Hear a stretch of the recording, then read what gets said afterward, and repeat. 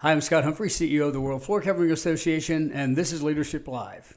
Well, welcome to 2022. 2021 is behind us. We're going to forget the good, the bad, and the ugly and focus forward. Even if you had success last year, we don't want that to hold you back. We want you to be focused toward what can be accomplished this year. And as promised, this year I will be walking you through leadership by the letter. In other words, we'll be walking through the alphabet, and I will be giving you attributes that begin with each letter that, if applied to your life, I will assure you will make this the most successful leadership year you have ever had. And we will begin with a word that is the foundation for it all: attitude. It's the one leadership trait that you get to choose at any given moment, certainly any given day. And it has an impact on your relationships as well as your well-being. Attitude is the letter A that we will begin with today. Viktor Frankl is a concentration camp survivor, and he made this statement as a survivor of that concentration camp: everything can be taken from a man but one thing: to choose one's attitude in any given situation, to choose one's way.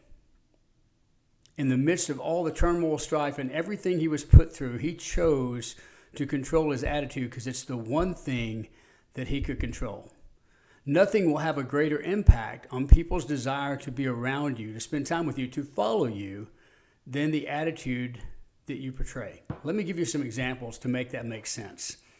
Sir Christopher Wren was a noted English architect, and he was commissioned to help build a beautiful cathedral in London. There was a journalist in the area who thought it would be a good idea to find out what the workers thought of this. And so he went to 3 different workers and asked them the same question.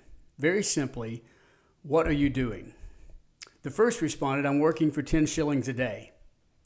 The second responded, I'm putting in 10 hours a day on this job.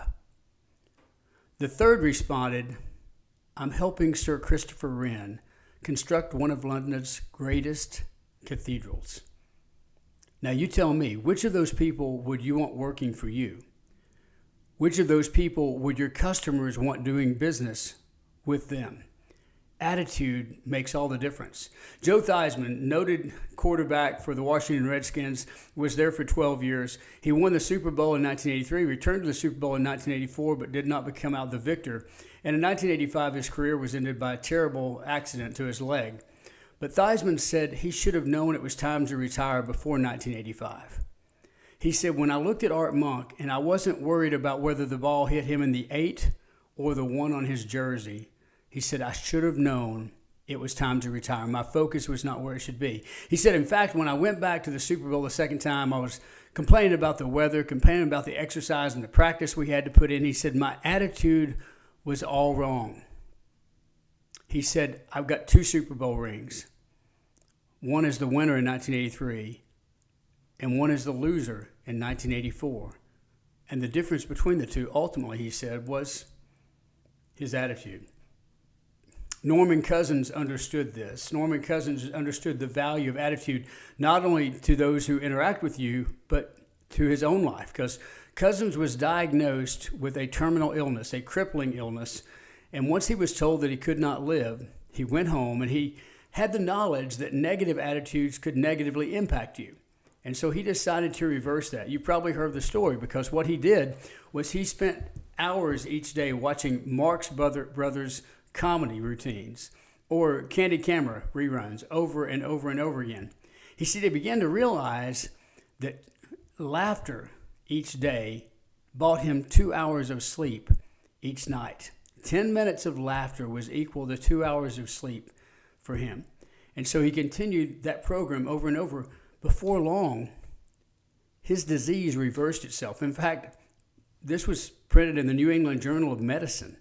People were amazed by this. He received over 3,000 letters from physicians saying, thank you for proving to people that your attitude can make a difference in your healing. It's amazing what is possible if we choose to focus on our attitude and changing it. My favorite quote or poem, called Attitude, by Chuck Swindoll, noted author, theologian. Swindoll said this: the longer I live, the more I realize the impact of attitude on life. Attitude to me is more important than facts. It's more important than the past, than education, than money, more important than circumstances, than failures, than successes, than what other people think, say, or do. It's more important than appearance, giftedness, or skill. It will make or break a company, a church, a home. The remarkable thing is we have a choice every day regarding the attitude we embrace for that day. We cannot change our past. We cannot change the fact that people will act in a certain way. We cannot change the inevitable. The one thing we can do is play the one string we have, and that is our attitude. I am convinced, he said, that life is 10% what happens to me and 90% how I react to it. And so it is with you. We are in charge of our attitudes. Embrace this first letter of leadership, attitude, and set out to have a phenomenal 2022. Now go out there and lead.